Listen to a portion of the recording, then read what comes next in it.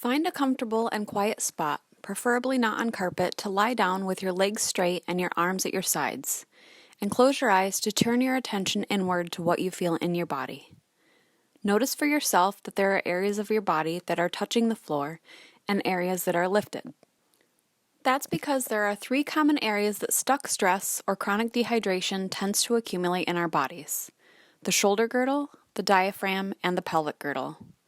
Ideally, if you didn't have any stuck stress in your shoulder girdle, you'd feel your head resting and the weight centered right behind the bridge of your nose, your arms evenly weighted left and right, and your entire rib cage weighted to the floor till the level of the belly button.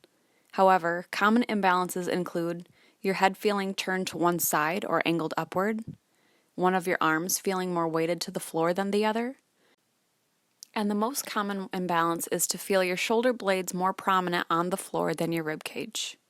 So remember what you felt in your upper body. Now take a relaxed breath and notice how much air you're able to draw in and how much effort it takes.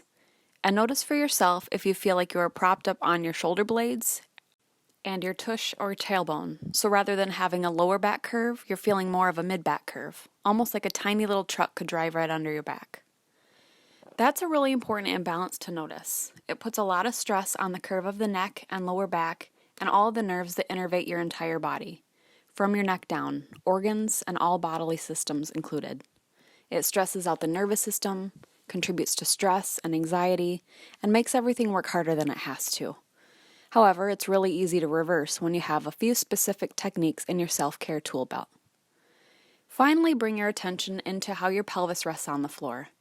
Ideally, your weight is on the soft tissue of your cheeks equally, and the backs of both thighs are on the ground equally. However, common imbalances include feeling your tailbone on the ground more than the cheeks, feeling like both thighs are not touching the ground or just barely, or feeling like one thigh is more heavily weighted than the other. These issues can indicate a torque of the pelvis. Now, it may sound scary, but we're always getting in and out of the car, up and down from our desks, or out of bed on one side.